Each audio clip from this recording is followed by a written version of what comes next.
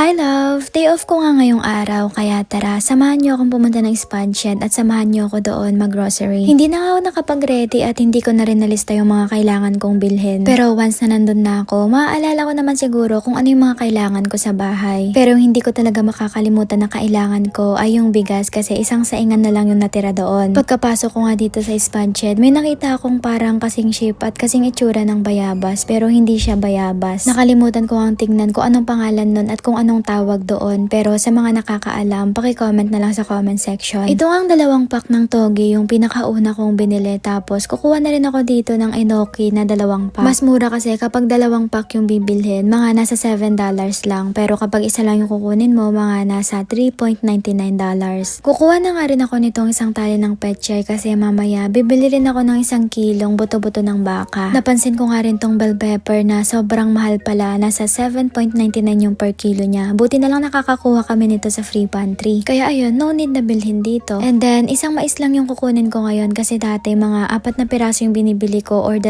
piraso. Kapag nilalagay ko kasi yun sa nilagang baka, hindi lang din namin nauubos, nasasayang lang din. Kaya isa na lang siguro yung ilalagay ko ngayon. Bibili nga rin ako ng 1 pirasong luya at kumuha rin ako nitong 1 pack ng carrots. Dito naman sa kamatis, kukuha na lang din ako ng isa kasi medyo matagal-tagal na rin ulit ako ditong makakabalik. Siguro mga 2 weeks or kahit 1 week lang, depende kapag naubos na agad yung grocery ko. Pero may kamatis pa naman sa bahay pero konti na lang. Nakuha din namin yun ni Senny sa free pantry nung nakaraang linggo pa. May natira pa nga doon kasi yung kalahati nun. Nilagay namin yun sa itlog na maalat. At eto na nga yung bigas na bibilhin ko, love. Jasmine rice to, mga nasa 20 to 25 kg ata to. Hindi ko na maalala pero yung presyo niya nasa $31.99.